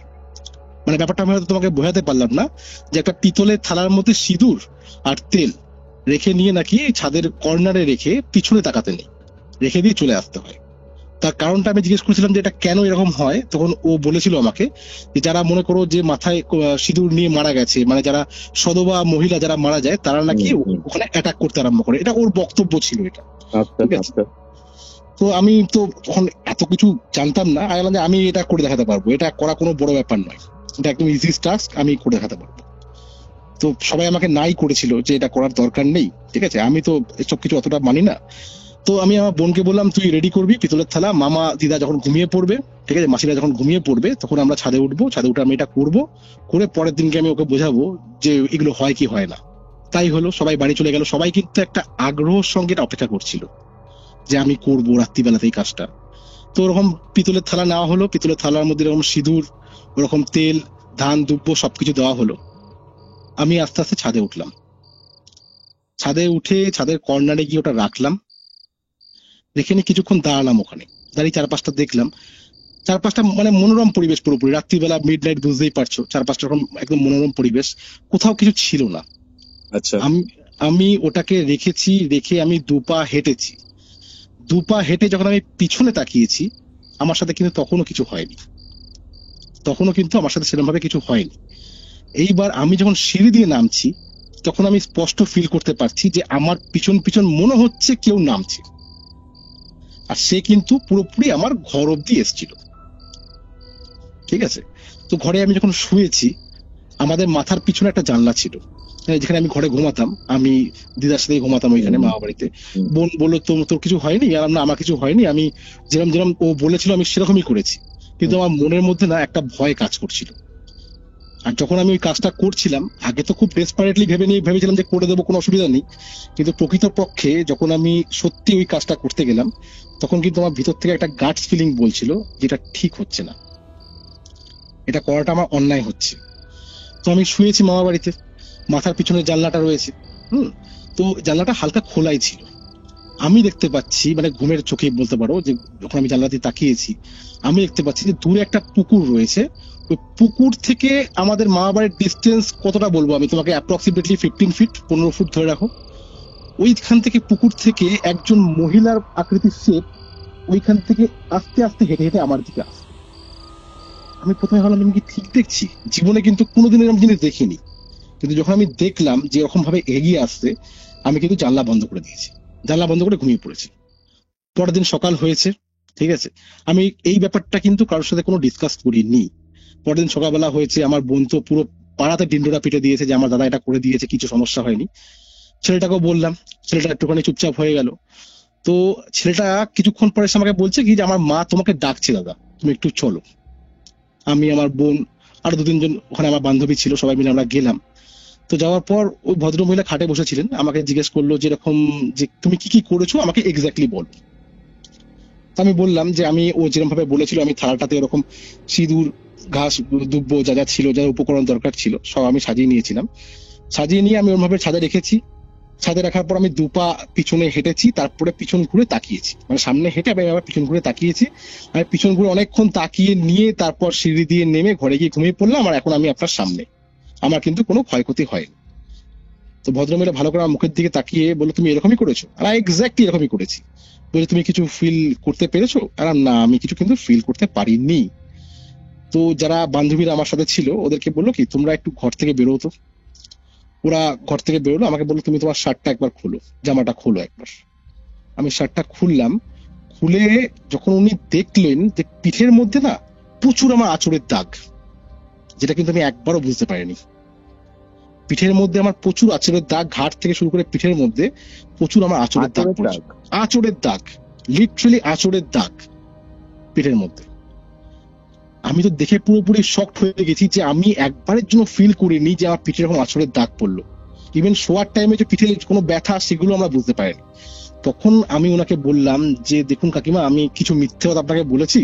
সেটা হচ্ছে হলো আমি একজন মহিলাকে দেখতে পেয়েছিলাম, যে কিন্তু আমি যখন রাত্রে যখন শুতে গেছি ও কিন্তু ওই পুকুর পাড় থেকে উঠে আমার দিকে এগিয়ে আসছে। বলছে তুমি একটা কাজ করো, তুমি আমার সাথে এখনই চলো। আলাম কোথায়? বলছে কোনো কথা বলবে না, তুমি আমার সাথে এখনই চলো। আমার মনে হচ্ছে যে তুমি কালকে যে কাজটা করেছো তারপর কিন্তু তোমার সঙ্গে কেউ জুড়ে গেছে, যেটা কিন্তু তোমার শরীরের পক্ষে খুবই খারাপ। তুমি বিশ্বাস করবে না কৌস্তব, ওনার সঙ্গে আমি যখন রাস্তা পথে হেঁটে ওই যে উনি যে মন্দিরে থাকেন, যে মন্দিরে ঝাড়ফুঁক হয়, ওখানে যাচ্ছি, আমার রাস্তার মধ্যে জ্বর চলে এসছে, মানে প্রচন্ড পরিমাণে জ্বর চলে এসছে। এইবার উনি আমাকে ভিতরে ডাকছে, আমার মন একদম চাইছে না যে ওই ভিতরে ঢুকি, কোনোভাবে আমার মন চাইছে না, আমার একদম যেন শরীর খারাপ লাগছে, আমি ওখানে ঢুকতে ইচ্ছা করছে না, মানে একটা পা রাখবো সেটা পর্যন্ত আমার ইচ্ছা করছে না। সে তারপর উনি জোর জবরদস্তি হাত ধরে ওখানে নিয়ে যায়, আমাকে নিয়ে গিয়ে ঝাড়ফুঁক যিনি করায় ওনার সামনে বসে উনি পুরো ঘটনাটা বলে যে এরকম এরকম কিন্তু ওর সাথে হয়েছে, ও একটা চ্যালেঞ্জের বসে, ইয়ং ব্লাড চ্যালেঞ্জের বসে এই ভুল কাজটা করে ফেলেছে, আর ও এই ব্যাপারের জন্য সত্যি ক্ষমা প্রার্থী, ঠিক আছে, ও আর নেক্সট টাইম এই জিনিসটা করবে না, ও ভুল করে ফেলেছে, ওনাকে একটু ঝাড়িয়ে দাও। তো উনি আমাকে ভালো করে দেখলো, দেখে টেকে নিয়ে ঝাড়ফুঁক সবকিছু যা যা করার হয় এগুলো করলো, করার পর একটা তাবিজ দিয়েছিল, ঠিক আছে, বললো এটাকে 7 দিনের আগে কিন্তু তুমি খুলবে না, কিন্তু তোমার মন চাইবে বারবার খুলে দেওয়ার জন্য। 7 দিনটা খুব ক্রুশাল, এই 7 দিন আগে কিন্তু তুমি এটা খুলবে না, কিন্তু তোমার মন বারবার চাইবে যে তুমি যেন এটাকে খুলে ফেলো, কিন্তু তাও এটা তুমি শরীর থেকে আলাদা করবে না। আর যখন তুমি দেখবে সব ঠিকঠাক হয়ে গেছে তখন তুমি এটাকে রাখতে ইচ্ছা করবে, যে তাবিজটা যেন একটু থাকুক। এটা আমাকে উনি বলেছিলেন। যখন তোমার সবকিছু মনে হবে যে আমি এখনই খুলে ফেলি এটাকে, এটা ভালো লাগছে না, কিন্তু যখন সব ঠিকঠাক হয়ে যাবে, 7 দিনের আগে সব ঠিক হয়ে যাবে, কিন্তু তারপর তোমার মনে হবে যেন তাবিজটা যেন তোমার সাথে থাকুক। এটা উনি আমাকে বলেছিলেন। তো মা বাড়ি ফিরে আসার পর তো আমার তো খুব জ্বর নামছে না, মাঝে মাঝে জ্বর আসছে কমছে, ডাক্তার দেখানো হচ্ছে, ঠিক আছে। তারপর দেখলাম না রাত্রের পর থেকে সেই জ্বরটা আমার আর আসেনি, যে জ্বরটা খুব উগ্র জ্বর আমার শুরু হয়েছিল, জ্বরটা আসেনি। আর সত্যি বলতে ওই তাবিজটা দিদা প্রথমে বলেছিল যে তুই কোথা থেকে এই তাবিজ পড়ে এসেছিস, কে তোকে তাবিজ পড়ালো, উল্টো পাল্টা এগুলো হয়েছে। তখন ওই ভদ্রমহিলা কিন্তু আমার সাথে ছিলেন, উনি তখন দিদাকে ইনিশিয়ালি সবকিছু বলেছিল যে এরকম এরকম হয়েছে, এই তাবিজটা এখন থাকবে, কেউ যেন তাবিজটাতে হাত না দেয়। তো উনাকে মোটামুটি পাড়ার লোকরা সবাই একটু মানতেন, উনি এইসব কাজকর্ম করতেন। তো তারপর যখন মানে 7 দিনও লাগেনি, 3 দিনের মধ্যে যখন আমার পুরোপুরি সবকিছু ঠিকঠাক হয়ে গেল, তখন আমার মনে হলো যে তাবিজটা সত্যি আমার অনেক উপকারে লেগেছে, আর আমি এটা যেন না খোলা হয়। 7 দিন পর তাবিজটা আমি খুলে দিয়েছিলাম, 7 দিনই ওটা ভ্যালিড ছিল, 7 দিন পর খুলে দিয়েছিলাম। তারপর আমার থেকে এরকম কোনো নেগেটিভ ইম্প্যাক্ট আর ঘটেনি। আমি খালি সবাইকে এটাই বলবো যে চ্যালেঞ্জের বসে পড়ে যেন কেউ খবরদার এইসব জিনিসপত্র না করে, এটাতে কিন্তু নিজের প্রাণ সংশয় হয়ে যেতে পারে বা লাইফে কিন্তু প্রচুর নেগেটিভ ইম্প্যাক্ট পড়তে পারে। এটা আমি সবাই আমার তরফ থেকে সবার জন্য এটা একটা উদ্দেশ্য বার্তা, আর কিছুই না। যেটা আমি যে ভুলগুলো করেছিলাম, এই যে ঘটনাগুলো আমি বলছি, এগুলো কিন্তু প্রত্যেকটা একটা ভুল আমি বলবো, যেগুলো আমি অনেকবার ভুল করেছি। আমার অ্যাকচুয়ালি কিউরিওসিটি এতটা হাই যে আমি কিউরিওসিটির বসে কিছু কিছু ক্ষেত্রে এগুলো করে ফেলি, কিন্তু যদি ভালো করে অ্যানালাইসিস করা হয় এটা কিন্তু অনেক বিপদ ডেকে আনতে পারে আমার লাইফে, এগুলো আমি ফিল করতে পারি। বুঝতে পারছি। তুমি বেশ কিছু ইন্টারেস্টিং ঘটনা জানালে সূর্য, অ্যান্ড থ্যাঙ্কস শেয়ার করার জন্য। খুব তাড়াতাড়ি তোমার সাথে দেখা হচ্ছে কৌস্তবের আড্ডাতে। করার জন্য একদমই দেখা হচ্ছে। চলো বাই। ঘড়িতে বেলা 3টে। আপনারা শুনছেন কিউরিও ফাইটের ঘোস্টলি কল রেকর্ডিং। আপনাদের আজকের হরর ডোজ। কেমন লাগলো আজকের এপিসোড কমেন্ট করে জানান। ভিডিওটা ভালো লাগলে অবশ্যই লাইক করে শেয়ার করে দিন, এবং আপনারা যদি কিউরিও ফাইট ইউটিউব চ্যানেলে নতুন হন তাহলে সাবস্ক্রাইব করে বেল নোটিফিকেশন অন করে রাখুন। আজকের এপিসোড কেমন লাগলো এবং কোথা থেকে শুনলেন সেটা কমেন্ট করে জানাতে ভুলবেন না। আর হ্যাঁ, আপনারা কি সূর্যকে কৌস্তবের আড্ডাতে দেখতে চান সেটাও কমেন্ট করে জানান। তাহলে চলুন দেখা হচ্ছে পরবর্তী এপিসোডে। ততক্ষণ অবধি আপনারা আপনাদের ঘটনা আমার সাথে শেয়ার করতে পারেন হোয়াটসঅ্যাপে। হোয়াটসঅ্যাপ নাম্বারটি হচ্ছে 6290675195, এবং আমার সাথে ইনস্টাগ্রামে যোগাযোগ করতে পারেন পার্সোনালি কথা বলার জন্য। তাহলে চলুন দেখা হচ্ছে পরবর্তী এপিসোডে। ততক্ষণ অবধি কিউরিও ফাইটের এরকম আরো 2টি এপিসোড দেখতে আপনার মোবাইল স্ক্রিনে আসা ডান দিকের অথবা বাঁ দিকের বক্সে ক্লিক করুন।